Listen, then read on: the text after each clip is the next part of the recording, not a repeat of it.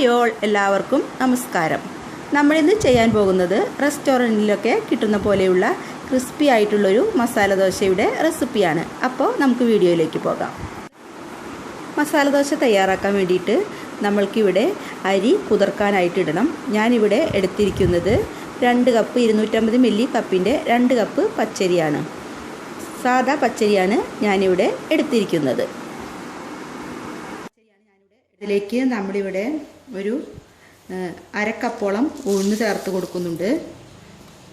ദോശയ്ക്കായ കാരണം ഇത്രയും ഉഴുന്ന് മതിയാവും. നമ്മൾ ഇഡ്ഡലിയൊക്കെ തയ്യാറാക്കുകയാണെങ്കിൽ ഉഴുന്ന് കുറച്ചധികം ഇട്ട് കൊടുക്കണം. ഇനി നമുക്കിതിലേക്ക് ഉലുവ ചേർത്ത് കൊടുക്കാം. 2 ടീസ്പൂൺ ഉലുവ കൂടി ചേർത്ത് കൊടുക്കാം.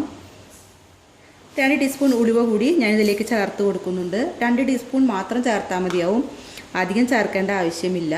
ഈ ഉലുവ ചേർക്കുമ്പോൾ ഇത് നല്ല ക്രിസ്പി ആയിട്ട് വരും ഈ ദോശ. വേറെ ഒന്നും നമുക്കിതിലേക്ക് ആവശ്യമില്ല. അവിലോ കാര്യങ്ങളോ ഒന്നും ചേർക്കേണ്ട കാര്യമില്ല. നല്ല ക്രിസ്പി ദോശ ഉണ്ടാക്കാൻ പറ്റും. സാധാരണ ട്രഡീഷണൽ ആയിട്ട് രീതിയിൽ ദോശ ഉണ്ടാക്കുമ്പോൾ ഇത്രയും ചേർത്താൽ മതിയാവും. ഇനി നമുക്കിത് നന്നായിട്ട് കഴുകിയിട്ട് ഒരു 3-4 മണിക്കൂർ കുതിർക്കാനായിട്ട് വയ്ക്കാം. ഈ അരി ഇവിടെ കുതിർക്കാനായിട്ട് നമ്മൾ വെള്ളം ഒഴിച്ച് വെച്ചിട്ടുണ്ട്. ഇനി ഒരു 3-4 മണിക്കൂറെങ്കിലും ഇത് നന്നായിട്ട് കുതിർന്ന് കിട്ടണം. അതിനുശേഷം നമുക്ക് ഉപ്പ് കൂടി ചേർത്ത് 1/2 കപ്പ് ചോറും കൂടെ ചേർത്തതിന് ശേഷം നന്നായിട്ട് അരച്ചെടുക്കാം. ഈ അരി ഇവിടെ നന്നായി കുതിർന്ന് വന്നിട്ടുണ്ട്. നമ്മളിത് അരയ്ക്കാനായിട്ട് മിക്സിയിലേക്ക് മാറ്റിയിട്ടുണ്ട്. ഗ്രൈൻഡറിലോ മിക്സിയിലോ നമുക്കിത് അരച്ചെടുക്കാവുന്നതാണ്. ഇതിലേക്ക് വെള്ളം കൂടി നമ്മൾ ചേർത്ത് കൊടുത്തിട്ടുണ്ട്. വെള്ളം അരിയുടെ മുകളിൽ നിൽക്കുന്ന രീതിയിൽ വേണം ഒഴിച്ചു കൊടുക്കാനായിട്ട്. ഒരുപാട് വെള്ളം ഒഴിച്ചു കൊടുക്കരുത്. ഈ അരി ഇവിടെ നമ്മൾ നന്നായിട്ട് അരച്ചെടുത്തിട്ടുണ്ട്. ഇനി ഇതിലേക്ക് ആവശ്യത്തിനുള്ള ഉപ്പ് കൂടി ചേർത്ത് കൊടുക്കാം. പിന്നെ ഒരു 1/2 കപ്പോളം, ഏകദേശം ഒരു 1/2 കപ്പോളം ചോറ് കൂടി നമ്മളിതിലേക്ക് ചേർത്ത് കൊടുക്കുന്നുണ്ട്. ഇനി സ്വല്പം വെള്ളം കൂടി നമുക്കിതിലേക്ക് ഒഴിച്ചു കൊടുക്കാം. അതിനുശേഷം ഈ മാവ് നന്നായിട്ട് അരച്ചെടുക്കാം. ഇതിപ്പോൾ നമ്മളിവിടെ നന്നായി അരച്ചെടുത്തിട്ടുണ്ട്. ഇനി നമുക്കിതൊരു പാത്രത്തിലേക്ക് മാറ്റാം. ഈ മാവ് ഇവിടെ നല്ല കട്ടിയിലാണ് നമുക്ക് കിട്ടിയിരിക്കുന്നത്. അപ്പോൾ കട്ടി കൂടുതലുണ്ടെങ്കിൽ സ്വല്പം വെള്ളം കൂടി ചേർത്ത് കൊടുക്കാം. ഇപ്പോൾ നമ്മുടെ മാവ് ഇവിടെ റെഡിയായി. ഇനി ഇത് പൊങ്ങി വരാൻ വേണ്ടിയിട്ട് നമുക്കിത് മൂടി വയ്ക്കാം. നമ്മുടെ ദോശമാവ് ഇവിടെ പൊങ്ങി വന്നിട്ടുണ്ട്. ഇനി നമുക്കിതിലേക്കുള്ള മസാല തയ്യാറാക്കാം. ഇതിലോട്ടുള്ള മസാല തയ്യാറാക്കുന്നതിന് വേണ്ടിയിട്ട് ഞാനിവിടെ 2 ഉരുളക്കിഴങ്ങും 1 ക്യാരറ്റും തൊലിയൊക്കെ കളഞ്ഞ് കഷ്ണങ്ങളാക്കി വെച്ചിട്ടുണ്ട്. ക്യാരറ്റിന് കുറച്ച് മധുരം ഉണ്ടാവും, അപ്പോൾ അത് ഇഷ്ടമില്ലാത്തവർക്ക് സ്കിപ്പ് ചെയ്യാവുന്നതാണ്. ഇതിലോട്ട് 1/4 ടീസ്പൂൺ മഞ്ഞൾപ്പൊടിയും 1/2 ടീസ്പൂൺ മുളക് പൊടിയും സ്വല്പം ഉപ്പും ചേർത്ത് ഒന്ന് വേവിച്ചെടുക്കാം. മുളക് പൊടിക്ക് പകരം 2 പച്ചമുളക് ചേർത്താലും മതിയാവും. അപ്പോൾ നമുക്കിതൊന്ന് വേവിച്ചെടുക്കാം. നമ്മളിവിടെ ഒരു പാൻ അടുപ്പിലോട്ട് ചൂടാകാനായിട്ട് വെച്ചിട്ടുണ്ട്. ഈ പാൻ ചൂടാകുമ്പോൾ 2 ടേബിൾ സ്പൂൺ വെളിച്ചെണ്ണ നമുക്കിതിലേക്ക് ഒഴിച്ചു കൊടുക്കാം.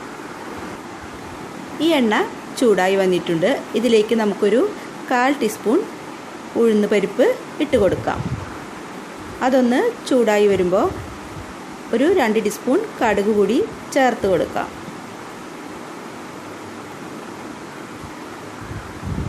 ഈ കടുകൊന്ന് പൊട്ടി വരുമ്പോൾ നമുക്കിതിലേക്ക് 2 വറ്റൽമുളക് പൊട്ടിച്ചത് കൂടി ഇട്ട് കൊടുക്കാം. കുറച്ച് വേപ്പില കൂടി നമ്മളിതിലേക്ക് ചേർത്ത് കൊടുത്തിട്ടുണ്ട്.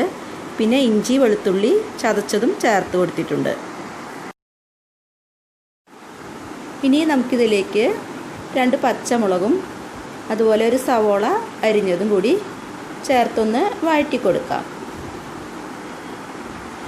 ഈ സവോളയൊന്ന് വാടി വരുമ്പോൾ നമുക്കിതിലേക്ക് മഞ്ഞളും മുളകും കൂടി ചേർത്ത് വേവിച്ച് വെച്ച ഉരുളക്കിഴങ്ങ് ചേർത്ത് കൊടുക്കാം.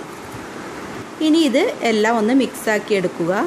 ഇതിലുള്ള വെള്ളമൊക്കെ ഒന്ന് വറ്റി വരുമ്പോൾ കുറച്ച് മല്ലിയില അരിഞ്ഞത് കൂടി നമുക്കിതിലേക്ക് ഇട്ട് കൊടുക്കാം.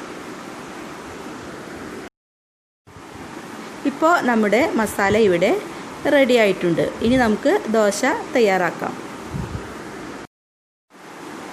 ഇനി ഒരു ദോശ തവ അടുപ്പിലോട്ട് വെച്ച് ചൂടാവുമ്പോൾ നമുക്ക് സ്വല്പം നല്ലെണ്ണയോ നെയ്യോ പുരട്ടിയതിന് ശേഷം 2 തവി മാവ് ഒഴിച്ച് ദോശ ഉണ്ടാക്കി എടുക്കാം.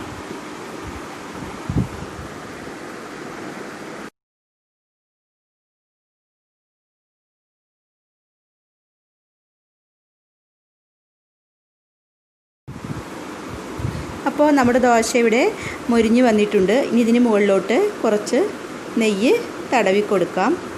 അതിനുശേഷം നമ്മൾ നേരത്തെ ഉണ്ടാക്കി വച്ചിരിക്കുന്ന മസാലയുടെ ഫില്ലിങ് ഇതിലേക്കിട്ട് മടക്കിയെടുക്കാവുന്നതാണ്. അപ്പോൾ നിങ്ങളെൻ്റെ ചാനൽ ആദ്യമായിട്ടാണ് കാണുന്നതെങ്കിൽ സബ്സ്ക്രൈബ് ചെയ്യാനും അതോടൊപ്പമുള്ള ബെല്ലൈക്കണിൽ ക്ലിക്ക് ചെയ്യാനും മറക്കരുത്. അപ്പോൾ നല്ല ക്രിസ്പി ദോശ ഇവിടെ തയ്യാറായിട്ടുണ്ട്.